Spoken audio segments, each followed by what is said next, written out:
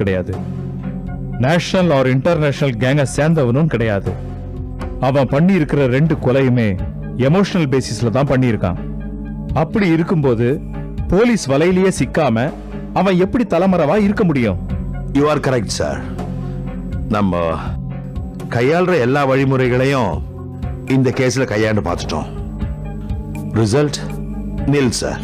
அவன் பிணை கைதியா பிடிச்சு வச்சிருக்கிறது உங்க மக கௌரிங்கிறப்போ எனக்கு இன்னும் கூடுதல் கவலையா இருக்கு. என்னதான் கண்டுபிடிக்க முடியும்ன்ற நம்பிக்கையோட வீட்டுக்கு போனாலும் என் ஒய்ஃப் கேட்கிற கேள்விக்கு என்னால பதில் சொல்ல முடியல சார். பெத்த குழந்தைய பத்தி தாயை தவிர வேற யாராலையும் அந்த அளவுக்கு கவலைப்படவே முடியாது. அவங்க என்ன பேசினாலும் நீங்க கோவப்படாதீங்க. இல்ல சார், இயல்பாவே நான் அவன் மேல கோவப்பட மாட்டேன். That's good. இந்த கேஸ் இப்ப ஒரு சிக்கலான பொசிஷன்ல இருக்கு. இந்த சூழ்நிலையில நாம ஏன் வெளிப்படையா பப்ளிக்கோட ஹெல்ப்பை நாடக்கூடாது? சிவராமனை பத்தியோ கௌரிய பத்தியோ தகவல் தெரிவிக்கிறவங்களுக்கு 50,000 ரூபாய் சன்மானம் தரப்படும்னு விளம்பரம் கொடுங்க. பேப்பர், டிவி, ரேடியோன்னு எல்லாத்துலயும் வரணும். அதுவும் நாளைக்கே வரணும். Okay sir. இந்த முயற்சியில டெஃபினட்டா நல்ல ரெஸ்பான்ஸ் இருக்கும்னு நான் நினைக்கிறேன். நானும் அதான் சார் நினைக்கிறேன். Okay, now you can proceed. Yes sir.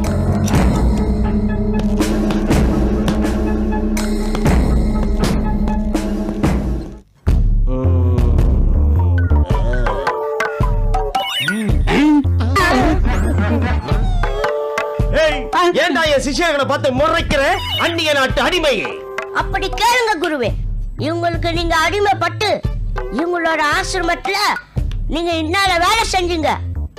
அது நினைச்சால கேவலமா இருக்குது.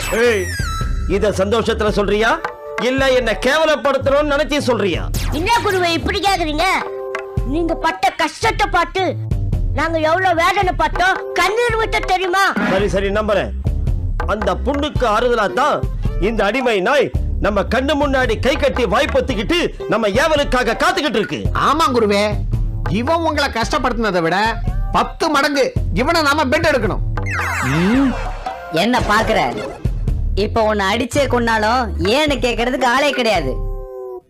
நான் அடிக்கிறத தடுக்க உனக்கு எந்த சக்தியும் கிடையாது. ஜாக்கிரதை.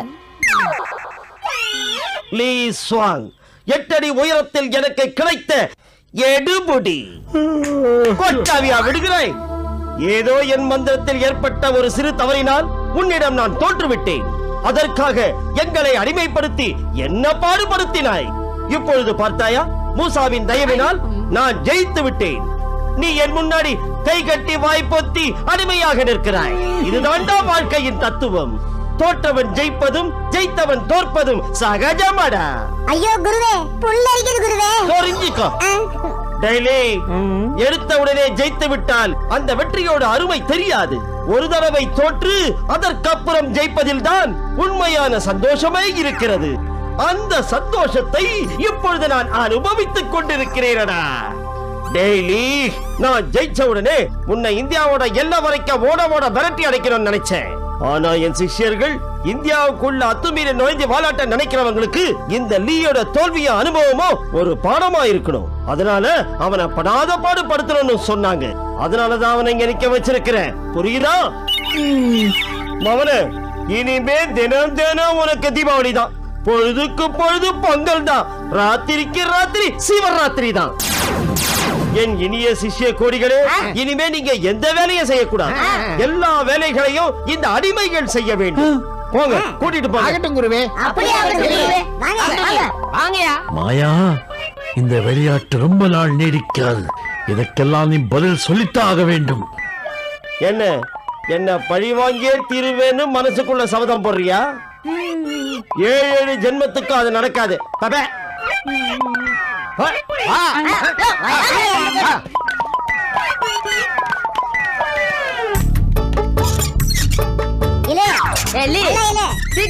நீ என்ன பண்ற? வாங்கி வாங்கி ஊத்துறா. கண்ணு போடுறேன். என்ன மறிக்கிறேன்? பிச்சு புற பிச்சு. ஏண்டா டேய், மீசிய பாரு, கிணத்துக்கு கயிறு போட்ட மாதிரி. எங்க மாயாவை எப்படி எல்லாம் கொடுமைப்படுத்தீங்க? தண்ணி சீக்கிரம் இறங்கிடா, சீக்கிரம். என்ன வேடிக்கை பாக்குற? நல்லா பெருக்கே. நல்லா பெருக்கே. அப்படிதான். டேய் இது யாரா பெருக்குவான்? உங்க அப்பனா வந்து பெருக்குவான். பெருக்குடா.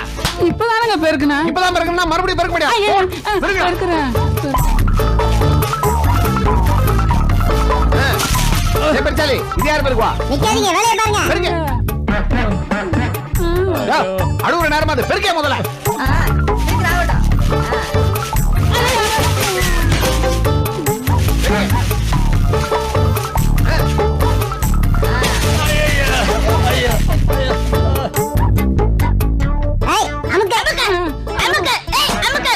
எங்க குருவார கால ஒழுங்கா அமுக்கு, இல்லனா மூஞ்சி வீங்கிடும். யோ பெருச்சாலி நல்லா அமுக்கியா? யோ நல்லா அமுக்கியா? கை கொஞ்சம் அமுக்குடா. அமுக்கியா என்ன? ஐயோ ஆஹா என்ன சுகம். இல்ல குருவே, என் கை எப்படி அமுக்குறான்னு டெஸ்ட் பண்ணி பார்த்தேன்.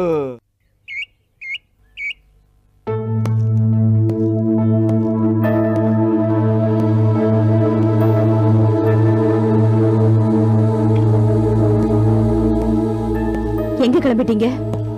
பார்த்தா தெரியல, ஸ்டேஷனுக்கு போயிட்டு இருக்கேன். எதுக்கு? என்ன கேள்வி இது கனகு? டியூட்டிக்கு போயிட்டு இருக்கேன். டியூட்டி? பெரிய டியூட்டி. ஒரு போலீஸ்காரரா இருந்தும் பெத்த பொண்ணை கண்டுபிடிச்சு கடத்தல அரெஸ்ட் பண்ண முடியல. உங்களுக்கு எதுக்குங்க யூனிஃபார்ம்? எதுக்குங்க போலீஸ் உத்தியோகம்? இந்த யூனிஃபார்மை பார்த்தாலே எனக்கு பத்திக்கிட்டு வருது. முதல்ல இத கைட்டுங்க. கனகு உனக்கு என்ன பைத்தியமா பிடிச்சிருக்கு? ஆமா, எனக்கு பைத்தியம் பிடிச்சிருக்கு. என் குழந்தை மேல பைத்தியம். என் குழந்தைய கண்டுபிடிக்க முடியாது. நீங்க புருஷனா இருந்தாலும் இந்த யூனிஃபார்ம் போட கூடாது. கைட்டுங்க, இது முதல்ல கைட்டுங்க. கனகு அரைஞ்சிருவேன், விடு. அடிங்க. கௌரிய பார்க்காத வலிய விட நீங்க அடிக்கிற அடி எனக்கு ஒண்ணும் பெருசு இல்ல. அடிங்க, அடிச்சு கொன்னுடுங்க. என் குழந்தைய பத்தி கவலைப்பட யாரும் இல்ல. என்ன மட்டும் யாரு கேட்க போறாங்க? அடிங்க, அடிங்க. கனகு ப்ளீஸ் கையெடு. நான் மாட்டேன், விட மாட்டேன். எனக்கு இந்த யூனிஃபார்ம் பார்த்தாலே பிடிக்கல. முதல்ல இத கைட்டு எரிங்க, இத எரிங்க. என்னம்மா என்ன பேசுற? இவ்வளவு நாள் நம்ம சாப்பிட்ட சாப்பாடு, இருந்த இடம், உடுத்தின உடை, இது எல்லாமே இந்த யூனிஃபார்மால கிடைச்சதுதாமா? அதை மறந்துட்டியா? கையெடு. என் குழந்தைய கடத்திட்டு போனதை கண்டுபிடிக்காம என்ன இப்படி அழ வைக்கிறது இந்த யூனிஃபார்ம் தான். அதை மறந்துட்டீங்களா? மறந்துட்டீங்களா? கனகு, கௌரி உனக்கு மட்டும் பொண்ணு இல்லம்மா, அவ எனக்கும் பொண்ணுதான். அவ என் மகன்றதுனால என்னால ஸ்பெஷலா எதுவும் செய்ய முடியாது. சட்டப்படிதான் நடவடிக்கை எடுக்க முடியும். ஏற்கனவே டிவியில பேப்பர்ல அவன் போட்டோகிராஃப கொடுத்து அட்வர்டைஸ்மெண்ட் பண்ணிருக்கோம். அவனை பத்தி தகவல் தர்றவங்களுக்கோ கண்டுபிடிச்சு தர்றவங்களுக்கோ 50,000 ரூபாய் சன்மானம் அறிவிச்சிருக்கோம். அது மட்டும் இல்ல, ஸ்பெஷல் டீம் ஃபார்ம் பண்ணிருக்கோம். டிபார்ட்மெண்டால எது எது முடியுமோ அதெல்லாம் செஞ்சுக்கிட்டு தான் இருக்கோம். எல்லாம் நடந்துகிட்டு தான் இருக்கு. போதும். இப்ப கூட நீங்க ஒரு தகப்பனா பேசல, ஒரு போலீஸ்காரர் தான் பேசுறீங்க. யாரு? நானா? நானா ஒரு போலீஸ்கார மாதிரி பேசுறேன்? அத நீயே சொல்றியா கனகு? காக்கி சட்டை போட்டு மறைச்சிட்டு இருக்கிறதுனால என் மனசு உனக்கு தெரியலையா கனகு? கௌரிய தேடுறதை விட என் மனசுக்குள்ள நான் அதிகமா தவிச்சிட்டு இருக்கேன் கனகு. ஒவ்வொரு நொடியும் அவளுக்கு எதுவும் ஆயிடக்கூடாதுன்னு என் பெருமாளை வேண்டிட்டு இருக்கேன். என் மக கிடைச்சவான்னு நம்பிக்கையோட இருக்கேன். கனகு, இப்படி உட்காரு, உட்காரு. நீ கொஞ்ச நேரம் படுத்து ரெஸ்ட் எடு. எல்லாம் நல்லபடியா நடக்கும். என் பெருமாள் என்னை கைவிட மாட்டாரு. அமைதியா இருமா. நான் போயிட்டு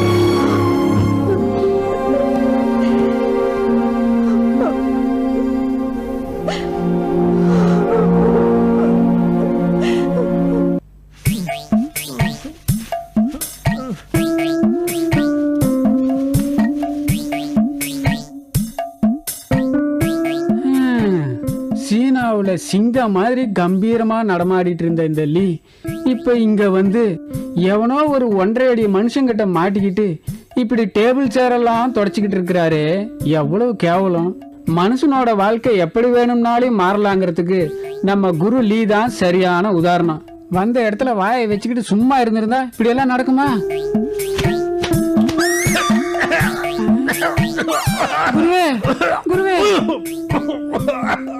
குருவே குருவே வேணாம் குருவே, நீங்க வேணா கொஞ்சம் ரெஸ்ட் எடுங்க, நானே இந்த வேலையெல்லாம் செய்யறேன். வேணாம் மங்கி, இது அந்த மாயா பார்த்தா அதுக்கு வேற ஏதாவது தண்டனை கொடுப்போம். என்ன குருவே இது, நீங்க போய் இப்படி இந்த மாயாவுக்கு பயப்படுறீங்களே? பயப்படுறேனா? நானா? பயப்படுற மாதிரி நடிக்கிறேன். கூடிய சீக்கிரம் நான் என்ன பண்ண போறேன்னு நீயே பாரு. எல்லாத்தையும் நல்லா தொடச்சு வைங்கடான்னு சொன்னா சோத்த தின்னுட்டு வெட்டி கதையா பேசுறீங்க. மாயா, நீ பண்றது கொஞ்சம் கூட சரியில்லை. உன்னுடைய அக்கிரமம் எல்லை மீறி போயிட்டு இருக்கு. நானும் ஒரு காலத்துல மிகப்பெரிய மந்திரவாதி தான் ஞாபகம் வச்சுக்கோ. மூசா புடுங்கிக்கிட்ட என்னுடைய சக்தி எல்லாம் எனக்கு திரும்ப கிடைச்சிட்டா என்னடா பண்ணுவ என்னடா பண்ணுவ என்னடா பண்ணுவ கேக்குறேன். உனக்கு அப்படி ஒரு ஆசை இருக்கா? அதெல்லாம் இங்க நடக்கவே நடக்காது. அப்படி சொல்லாத. எதுவும் எப்போ வேணாலும் நடக்கலாம். நான் உன் எஜமான், என்னையா எதிர்த்து பேசுகிறேன்? ஐயோ, வேண்டாம் மாயா, அடிக்காத.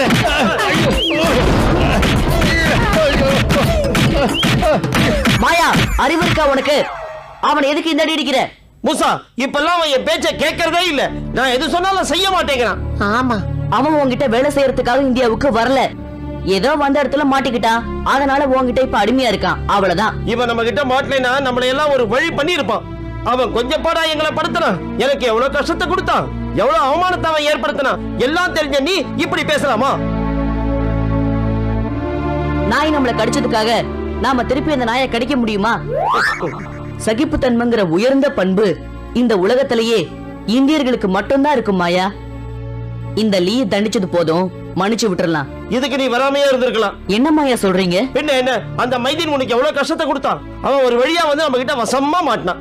அவனை என்ன பண்ண? மன்னிச்சு விட்ட. அதே மாதிரிதான் இவனையும் மன்னிச்சு விடுங்கிற. ஒருத்தர் ஓரளவு தான் தண்டிக்க முடியும் மாயா. பின்ன அவன் செஞ்ச தப்புக்கு என்ன தண்டனை? அவங்க செஞ்ச தப்புக்கு இந்த தண்டனையே போதும். என்ன பதிலையே காணோம்? நீ தான் சுப்ரீம் கோர்ட் ஜட்ஜ் மாதிரி பேசுறீங்க. உங்ககிட்ட நான் என்ன பேசுறது? உன் விருப்பம் போல செய். சரி லீ, உன்னோட தவற உணர்ந்துட்டியா? பார், இப்ப கூட அவன் வாய் திறந்து பேசுறானா பார். இவன் சதிக்கார, இவனை நம்பாத, அவ்வளவுதான் நான் சொல்லுவேன். கொஞ்ச நேரம் சும்மா இருக்கீங்களா மாயா? லீ, இனிமே எந்த ஒரு காரணத்தை கொண்டும் இந்த இந்திய எல்லைக்குள்ள உன் காலடி எடுத்து வைக்க மாட்டேன்னு சொல்லு. நான் உன்னை மன்னிச்சு உன்னோட சக்தி எல்லாத்தையும் மறுபடியும் தரேன். வார்த்தையால சொல்லு. சரி, வரல. உன் சக்திகளின் மேல் சத்தியமா?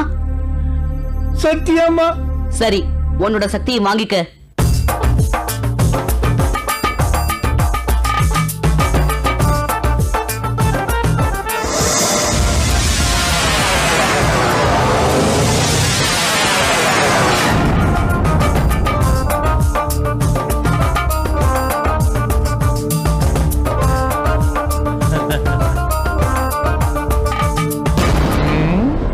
இறங்கடா, உங்களை எல்லாம் சேர்த்து வச்சுக்கிறேன்.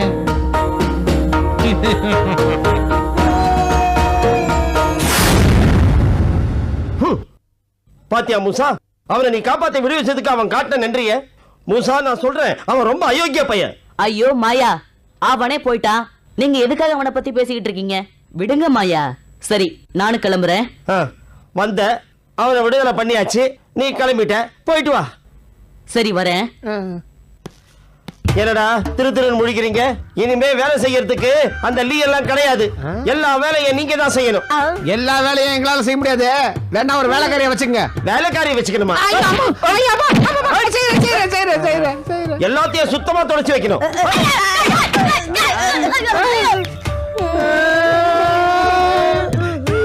எல்லாரும் வராங்க, விடுதலை ஆகி போறாங்க. நமக்கு விடுதலை கிடைக்காது போல இருக்கு. இந்த மூசா கண்ணுக்கு நாம தெரிய மாட்டேன்றோமே.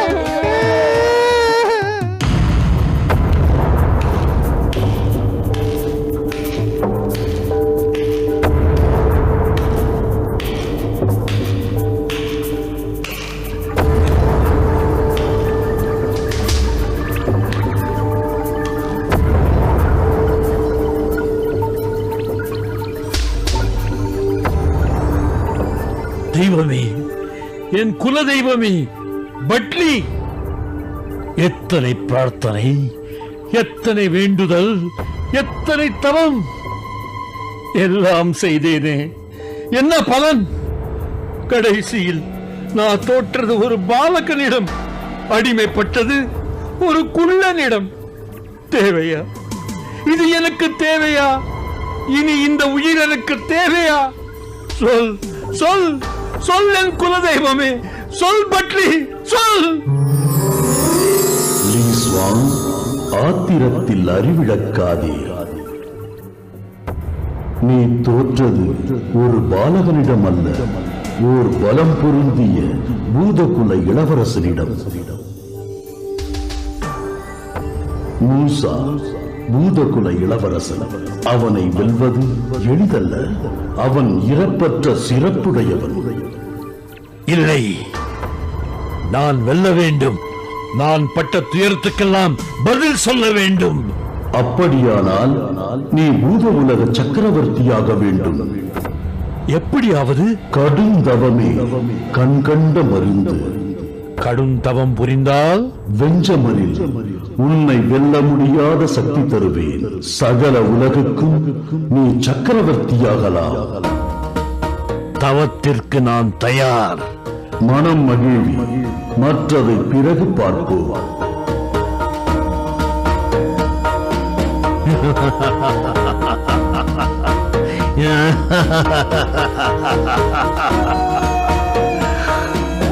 மூசா, நீ பூதகுல இளவரசனா?